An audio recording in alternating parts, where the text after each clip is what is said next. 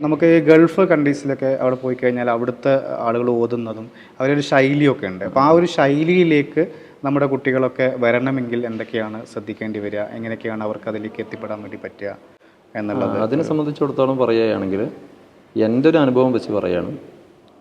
ചില ആളുകൾക്ക് സ്വഭാവമുണ്ട്, നമ്മുടെ യൂട്യൂബിലും മറ്റൊക്കെ കാണുന്ന ഒരുപാട് ഖിറാഅത്തുകൾ, നല്ല അടിപൊളിയായിട്ട് ഓതുന്ന ഒരുപാട് ഖിറാഅത്തുകൾ നമ്മുടെ മക്കത്തെ ഇമാമുമാർ, അതുപോലെ കുവൈത്തിലുള്ള, ദുബൈയിലുള്ള, ബഹ്റൈനിലുള്ള വലിയ പള്ളികളിലെ ഇമാമുമാരൊക്കെ ഓതുന്നത് നമ്മൾ ഒരുപാട് ആളുകൾ കേട്ടിട്ടുണ്ട്. അതുപോലെ ഈജിപ്ഷ്യൻ ഖാരിയങ്ങളൊക്കെ ഓതുന്നത്.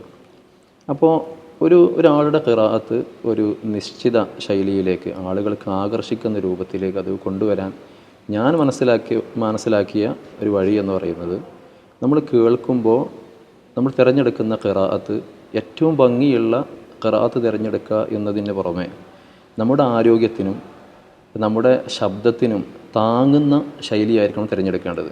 മിസരികളായ കാര്യങ്ങളുടെ ചില ഖിറാഅത്തുകളൊക്കെ ഉണ്ട്, അതൊക്കെ എല്ലാം നമുക്ക് താങ്ങാൻ കഴിയില്ല.